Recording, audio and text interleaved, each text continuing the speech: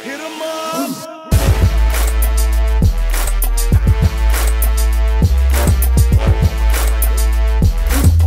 Oh my gosh.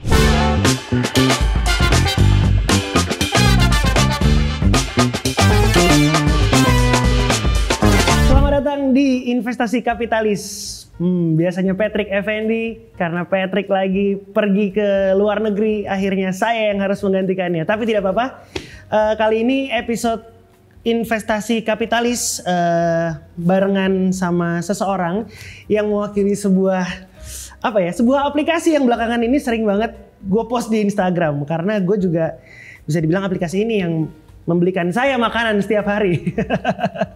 Karena profitnya buat beli GoFood biasanya. Ada Mas Amrit dari MIFX Indonesia. Thank you, Mas. Apa kabar? Baik, Mas. Baik ya. Waduh. Ini kita sebenarnya pengen ngobrol aja soal investasi terutama di forex gitu. MIFX sendiri kan spesifik nggak cuma forex sih sebenarnya ya kan, tapi yang ada salah satunya tuh forex gitu instrumennya. Forex sendiri tuh apa sih sebenarnya? Forex itu sebenarnya kan mata uang ya, foreign exchange. Jadi trading forex itu ibarat kita ke money changer dan kita membeli sebuah mata uang dan menunggu nilai mata uang itu jadi lebih besar, terus kemudian kita jual kembali. Atau sebaliknya? Atau sebaliknya gitu. Okay. Dan selisihnya itu yang kita cari. Cuma bedanya kalau kita trading forex itu semua terjadi virtual melalui aplikasi. Misalnya nih, aku mau ke Amerika, aku bisa beli dolar di MIFX berarti? Nah, jadi di kita sebenarnya tradingnya berbentuk futures. Nah, futures itu, misalnya di MIFX salah satu produk utama kita adalah Euro USD. Artinya kita sedang membeli sebuah kontrak yang mengatakan bahwa kita mau membeli euro senilai misalnya 1.000 US dollar gitu loh. Oke. Jadi kalau misalnya harga euronya naik, berarti kita untung. Kalau harga euronya turun, kita rugi. Tapi kita nggak bisa dapat euronya gitu. Bukan karena euronya yang kita cuma pegang. Kontraknya aja. Oh gitu. Gitu. Jadi ini sebenarnya ada ceritanya nih. Dulu itu pertama kali dibuat yang namanya futures contract seperti ini, itu gunanya adalah untuk melindungi perusahaan-perusahaan besar. Okay. Jadi misalnya perusahaan itu bergerak di bidang ekspor impor misalnya, ya kan? Perusahaan ini misalnya ada kebutuhan, katakanlah dia harus beli US dollar. Nah, per tahun itu dia membutuhkan katakanlah 1 juta dolar. Tapi kan harga dolar naik turun nih. Yeah. Misalnya kita simpelnya ke rupiah aja ya. Harga dolar itu 15.000 misalnya. Nah, dia mau membuat kontrak bahwa apapun yang terjadi, kapanpun di tahun ini, dia mau beli dolar di harga 15.000. Sehingga dia belilah kontrak itu untuk melindungi harga dolar gitu. Jadi harganya nggak berubah-berubah nih. Iya. Jadi kalau sampai nih harga dolarnya ternyata turun ke 14.500, tradingan dia kan rugi kan? Iya. Nah, tapi ruginya senilai 500-nya itu. Dan dia ketika beli dolar 14.500, jadi total cost dia tetap 15.000. Oh gitu. Dan sebaliknya, kalau dolarnya mendadak naik jadi 16.000, dia tradingnya profit 1.000, dan kemudian 1.000-nya diambil, ditambah 15.000 dia pakai buat beli dolar. Oke. Jadi apapun yang terjadi, perusahaan ini bisa beli dolar di harga 15.000 gitu loh. Tinggal naik apa turunnya nih. Naik apa turun, selisihnya dia transaksi dengan broker, sisanya dipakai buat transaksi bisnis. Oke. Jadi ini di dalam bisnis dikenal sebagai istilahnya hedging. Kita melindungi nilai. Cuma trader melihat ini justru sebagai opportunity. Dia nggak ada kebutuhan melindungi nilai, tapi dia bilang, nah ini kalau harganya naik turun, kita bisa beli kontrak yang sama dan kita bisa cari cuan. Oh gitu malah gitu, ya? Iya. Padahal tadi buat ngelindungin tuh ya? Yes. Sampai sekarang trading ini menjadi instrumen dengan volume terbesar gitu kan. Paling diminati trader sebenarnya. Dibandingkan dengan trading-trading yang lainnya, instrumen yang lainnya. Oh gitu, oke. Nah aku sempat dengar juga ada yang namanya leverage, karena kita tuh sebenarnya kalau nggak gede banget nilainya, itu bener ya? Iya. Jadi sebenarnya itu pun sama, karena perusahaan ini perlu beli 1 juta dolar dalam 1 tahun. Jadi dia cuma ngasih jaminan ke broker misalnya 10.000 dolar. Dulunya gitu. Nih, gue kasih jaminan nih 10.000 senilai 10.000 dolar, dia store uangnya. Kalau ada selisih dan sampai 10.000 dolar ini habis, silahkan telepon saya, nanti saya deposit lagi. Zaman itu namanya dulunya. iya.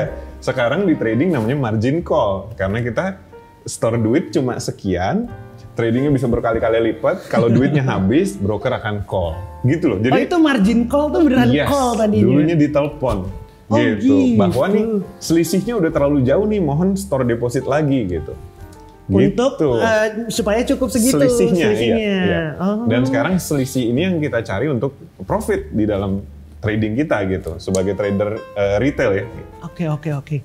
Nah ini mulai mungkin teman-teman apalagi penonton MLI ya, para umat lucu nih banyak yang mulai bingung. Sebenarnya nggak perlu bingung karena kan sebenarnya MyFX juga punya tagline semudah itu. Semudah itu. Nah, boleh dijelasin nggak kenapa trading lebih mudah? Maksudnya kan biasanya yang namanya trading tuh dengernya aja penjelasannya udah Iya. ribet gitu. Jadi ya itu kan karena tadi prosesnya complicated, di MyFX dibikin lebih simple dan di guide lah step by step. Kita of course nggak merekomendasikan trade gitu kan, trading tetap analisa sendiri. Tapi analisanya semua disajikan di satu tempat, jadi lebih mudah aja gitu kan. Oke. Dan juga ketika mau pasang trade, di situ diingatkan, yuk pasang stop loss gitu. Karena banyak yang komplain gitu kan, oh gue trading forex duit gue habis ludes gitu kan. Nah sebenarnya karena dia trading berkali-kali lipat tanpa stop loss gitu, ini salah dia sendiri gitu. Iya. Sehingga di aplikasi ya banyak reminder lah, banyak guide yang bilang hati-hati nih kalau lu tradingnya begini kemungkinan habis gitu kan. Dan MyFX mengingatkan itu karena keuntungan dari MyFX bukan dari loss-nya gitu ya. Betul. Kita sebagai pialang kita sebenarnya mencari pendapatan dari komisi. Jadi semakin besar volume, Makin bagus harusnya. semakin bagus buat kita. Tuh, jadi Gitu. banyak soalnya kemarin ketika aku ngepost lagi trading, yang nanya juga, ini dapat untungnya dari mana sih Ya. MyFX? Jangan-jangan ketika kita loss tuh duitnya diambil tuh sama MyFX. Jadi sebenarnya setiap kali transaksi ada fee yang dibayarkan dan itu juga tertera di aplikasi gitu. Ada nih kemarin aku habis profit nih. Dapat 11,4 US dollar. Yes, Itu komisinya cuma 0,1. Ya. Karena aku mainnya 0,1 lotnya. betul. 0,1 dolar. Ya, 0,1 dolar. Nah, jadi itu flat berapa tuh? bentuknya. Kalau 1.400 rupiah. iya 1.400. Ya, Kalau misalnya aku profitnya 100 dolar, tetap segitu, flat. tetap segitu. Jadi sebenarnya komisi itu ditentukan dari lot yang ditradingkan, bukan dari oke. profit gitu. Oke, dari lotnya ya, jumlah Iya, lotnya. jadi berapa volume transaksi kita. Lot itu buat yang belum tahu, lot itu satuan kontrak. Jadi kita beli 1, beli 2, beli 3, atau bahkan bisa beli 0,01 tergantung dari modal kita kan. Nah, Kita itu sesuaikan gitu, mau beli berapa gitu. Katanya cuma MyFX saat ini, baru MyFX yang menyediakan 0,01 ya. Di Indonesia cuma MyFX gitu. Itu senilai 500.000 udah bisa trading berarti Ya, jadi modal yang disarankan itu sebenarnya disarankan sih sebesar mungkin, trading sekecil mungkin supaya bisa money management ya. Tapi Iya. modal minimumnya 500.000. Tuh. Jadi Gitu. kalau misalnya kalian punya uang 500.000 uang dingin, ya 500.000 Iya betul. bisa Uang langsung dideposit aja dan coba Ya. trading di MyFX nih teman-teman. Karena beneran, aku tuh awal-awal waktu trading ya itu banyak sekali merahnya. Terus ikut kelas di MyFX, kelas lewat Zoom doang, belajar nganalisa gimana. Ternyata itu ya yang membedakan kita belajar, ada proses analisanya gitu. Karena banyak Betul. juga yang nanya, ini kalau cuma nebak harga naik apa turun, apa bedanya sama judi gitu Iya, kan? betul. Kalau ditanya bedanya sama judi itu sebenarnya tidak ada, kalau istilahnya dalam trading tidak ada underlying gitu kan. Kita ada probabilitas biasanya 50-50 atau mendekati 50-50 dan kita tebak-tebakan. Tapi kalau ini kita bicara ada underlyingnya, ada produknya gitu, katakanlah euro gitu. Sehingga kita bisa baca nih berita apa yang lagi terjadi dengan situasi ekonomi di Eropa. Dan ya beritanya tuh legit ya, maksudnya Iya. bisa dilihat di aplikasinya juga. Betul. Ataupun nggak di aplikasi gitu kan, di semua Dimanapun. situs dimanapun gitu kan. Dan juga ketika kita mau trading kita bisa melakukan yang namanya analisa teknikal gitu kan. Itu bisa dipelajari, sebenarnya nggak terlalu sulit melihat pergerakan harga. Dari situ kita bisa melihat sebenarnya apakah demand-nya lebih lagi besar atau justru demand-nya lagi rendah, dan dari situ kita bisa membuat analisis ini kira-kira harganya akan kemana nih gitu. Sentimen orang lebih beli apa jual Betul, gitu ya. betul. Termasuk analisa sentimen juga. Jadi banyak cara analisanya tuh, kemarin belajar juga tuh sama seorang guru di MyFX gitu. Nggak susah kan sebenarnya? Nggak susah serius. Iya. Aku mau nanya sebentar nih karena kan Boleh. ini berkaitan dengan aplikasinya. Selain mata uang di MIFX ini juga ada emas, ada minyak juga ya kalau nggak salah. Yes. Kalau emas dan minyak apakah kontraknya sama juga seperti itu? Sama. Jadi dulunya, ya itu kalau misalnya ada perusahaan yang perlu Beli emas. Gitu. hedge harga emas gitu kan, kedepannya perlu emas. Misalnya perusahaan elektronik yang membutuhkan emas itu sebagai bahan baku mereka. Okay. Sedangkan harga emas naik turun gitu kan. Mereka melindungi nilai gitu. Nah sekarang kita menggunakan instrumen yang sama untuk cari cuan gitu. Oke. Ya, dan itu kita kalau di MIFX kita sebut itu komoditi gitu kan. Komoditi kita ada emas, ada perak, dan ada minyak. Oke. Which is lagi-lagi bahan baku banyak industri utama gitu kan. Iya. Dan di seluruh dunia ini Yes, global. kita bisa trading 24 jam Senin sampai Jumat berarti ya? Yes, betul.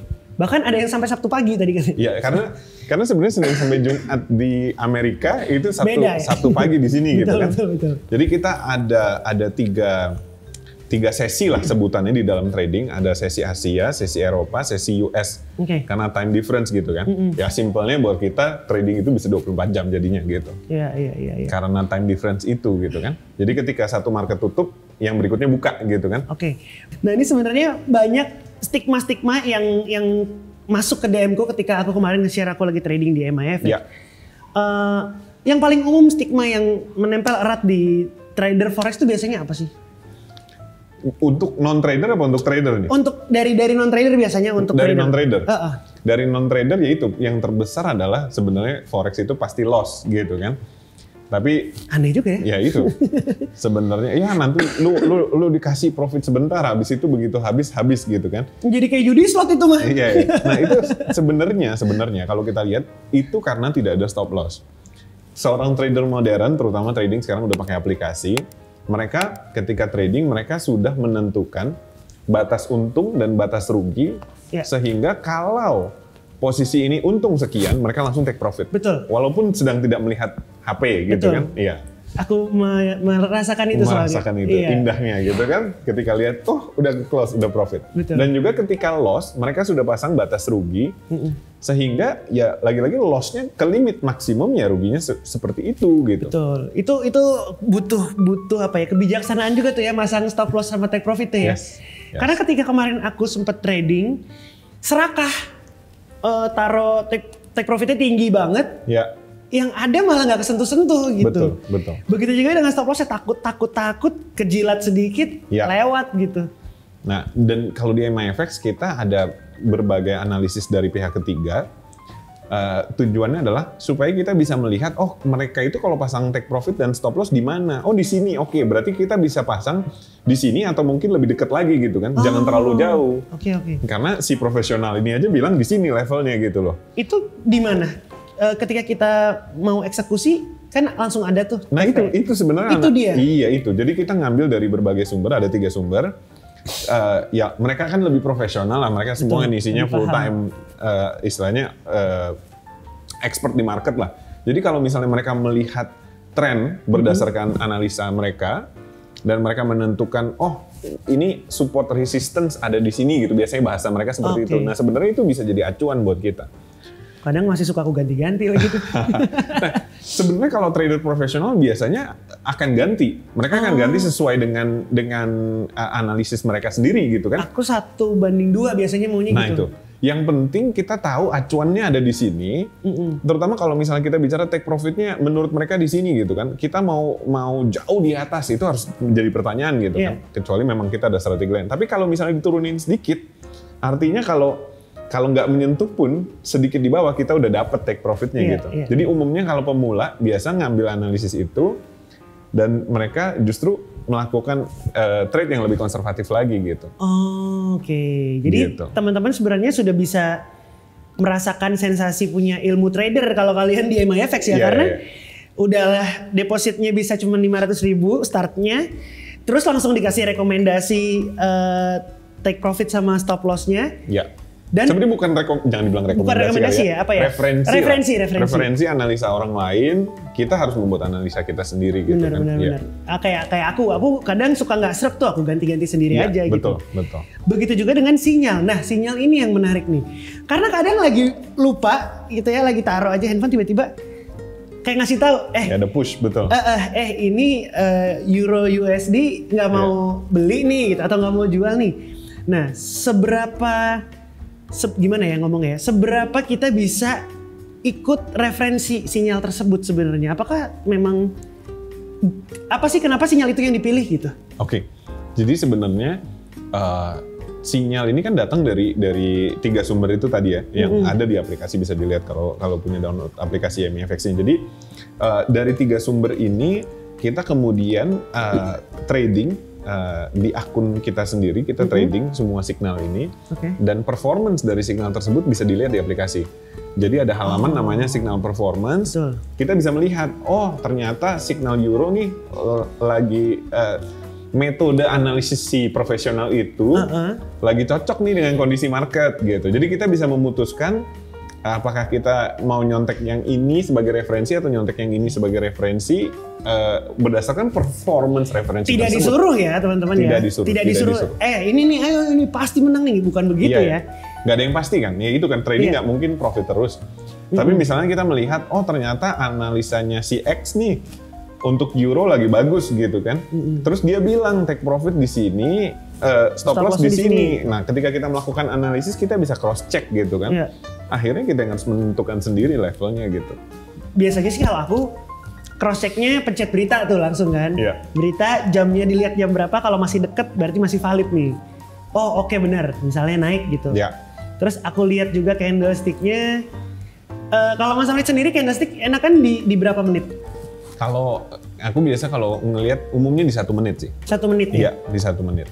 Nggak ke dikitan, maksudnya ngelihatnya? Sebenarnya lagi-lagi tergantung kan. Pertama lihat per hari, per jam, terus ke 1 menit. Karena akhirnya kalau misalnya kita melihat trading forex itu kan time frame-nya lebih pendek gitu. Betul, kan. Kita mau exit di hari yang sama gitu kan. Atau mungkin dalam hitungan jam kita mau exit gitu. Jadi biasanya kita melihat ya time frame-nya time frame minute kecil. By minute gitu. Iya. Oke, nah itu setelah itu baru kalau yakin eksekusi gitu ya. Ini menarik banget teman-teman, serius. Jadi sampai hari ini nih kita buka aja ya. Riwayat bulan ini. Ini kemarin beradu. Ini real by the way ya. Real. Ini teman-teman real. Jadi tidak disetting, ini akunnya juga namanya Joshua Suherman. Ini bukan akun demo, ini akun live teman-teman. Riwayat minggu ini aja profit 18,79.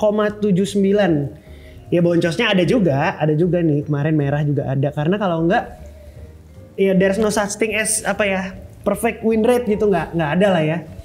Itu bukan screenshot kan? Oh enggak, ini enggak screenshot dong teman-teman. Ini beneran nih. Yuda Keling kemarin kayaknya Yuda Keling di bawahku deh. Masih kalah. Mulai nyombong. Mulai. Karena kemarin lawan GJLS menang kan. Iya, betul. Juara. Oke, kita mau balik lagi ngobrolin soal forex lagi. Jadi sebenarnya untuk yang teman-teman yang penasaran tapi takut trading forex, itu yang pertama-tama harus dibenahi mindsetnya tuh apa sih sebenarnya, Mas Hamid? Sebenarnya ya kalau kita melihat trading bagusnya di forex itu kan ada akun demo gitu kan. Trading itu pasti belajar dulu. Mungkin seperti belajar main musik lah, belajar gitar itu kan sulit gitu kan, perlu latihan. Berapa lama tuh sampai jago main gitar gitu. Nah, di forex itu ada akun demo, bisa coba dulu, begitu udah dapat feelingnya, dapat flow-nya, berikutnya yaitu uang dingin ya. Uang dingin, pastikan uang dingin, kalau nggak sih percuma. Uang dingin kita pakai ya modalnya yang kecil dulu gitu kan. Pelan-pelan baru scale up ketika nyaman. Seringkali orang langsung masuk 50 juta gitu kan, padahal belum ngerti gitu. Nah itu. Dan ada juga sebenarnya yang bilang akun demo itu beda rasanya karena uangnya bohongan. Jadi nggak ada rasanya. Jadi ada yang bilang nggak bisa, kalau gue mah harus live, kalau nggak ada rasanya. Ya selama itu uang dingin, selama angkanya kecil, silakan ya kan, silakan, resiko sendiri gitu. Tapi pasti akan melalui proses belajar ya. Iya, benar. Itu saya setuju, karena pakai akun demo tuh ibaratnya nggak ada gregetnya, itu ada sih sensasi itu ya. Karena duitnya banyak banget, tapi nggak bisa ditarik duitnya. Nggak tahu, mungkin di MEFX tahun depan katanya akun demo bisa di withdraw ya. Bisa di withdraw ya. Enggak teman-teman, nggak bisa dong, duit siapa itu, nggak ada. Tapi benar kalau mau latihan ya pakai akun demo dulu aja. Aku juga awalnya gitu. Ya pakai uang benerannya. Iya. Setelah itu harus belajar dari sedikit-sedikit. Emang nggak boleh nggak boleh serakah ya gitu ya. Nggak boleh serakah. Dan juga sebenarnya kalau misalnya kita modalnya kecil gitu kan, katakanlah baru belajar, modalnya katakanlah 500.000 atau 1 juta gitu kan, tradingnya 0,01, ya untungnya katakanlah misalnya tadi untungnya $10 gitu, ya cuma $10, cuma 140.000. Ya bayangkan untungnya 140.000 modalnya 1 juta misalnya, itu 14% gitu kan. Iya, atau seminggu gitu kan. Seminggu iya. 14% gitu. Di deposito di bank aja mungkin berapa 3-4% setahun gitu kan. Nah jadi jangan serakah gitu. Justru orang mencari quick money. Ya biasanya akhirnya quick loss. Betul. Itu memang kita ujiannya tuh ada di kesabarannya teman-teman. Nggak boleh serakah, nggak boleh. Tapi juga nggak boleh jadi penakut ya. Iya betul. Terlalu jadi penakut juga nggak boleh. Betul. Nah, memaintain mental itu tuh yang kita perlu belajar tuh kayaknya tuh. Sebenarnya balik lagi kan ke tujuan finansial kita kan. Kalau misalnya kita mau grow our money, ya trading adalah cara grow the money gitu kan. Yeah. Tapi kalau kita cuma mau melindungi nilai, mungkin kita bisa deposito atau yang lain-lain, oke. Tapi ya uangnya nggak akan grow kan. Yeah. Malah dengan inflasi mungkin nilainya semakin lama. Iya. Jadi balik lagi, disesuaikan dengan risk appetite, ya kan, disesuaikan dengan tadi uang dinginnya ada berapa gitu. Tapi jelas ini adalah uang yang bisa diresikokan untuk grow the money gitu loh. Yeah. Kalau enggak ya jangan pakai uang yang buat makan satu-satunya, ini uang ini disimpan buat berobat ibu, ya jangan dong teman-teman. Dan saranku juga ya misalnya udah mulai cuan gitu kan. Ya cuannya itu lagi-lagi disesuaikan untuk tujuan finansial kita. Misalnya tadi ada yang bilang dipakai buat beli GoFood gitu kan. Nah, jadi begitu cuan cukup. Iya, maksudnya jangan dijajanin semua juga. Nanti giliran pas lagi loss ngomel gitu. Padahal pas cuan duitnya udah ditarik gitu kan. Nah, ya itu. Jadi balik lagi, kita semua punya tujuan finansial kan beda-beda dan semua starting point-nya beda nih gitu kan. Ya disesuaikan aja, tapi ini tool yang sangat-sangat ampuh sih. Setuju. Karena tidak mengganggu keseharian kita juga. Kalau aku sih itu poin utamanya, karena kadang tuh kalau misalnya sesuatu yang harus standby terus tuh aku nggak kuat orangnya. Nah ini tuh benar-benar ada sinyal dilihat, ya udah kita nggak usah pikirin. Kalau memang profit ya profit, kalau memang loss ya nanti loss gitu. Tapi ya sudah, profit misalnya gitu kan. Nah berarti GoFood ada yang bayarin nih hari ini. Balik lagi GoFood lagi. Iya gitu. Ya lumayan loh, $10 misalnya kan.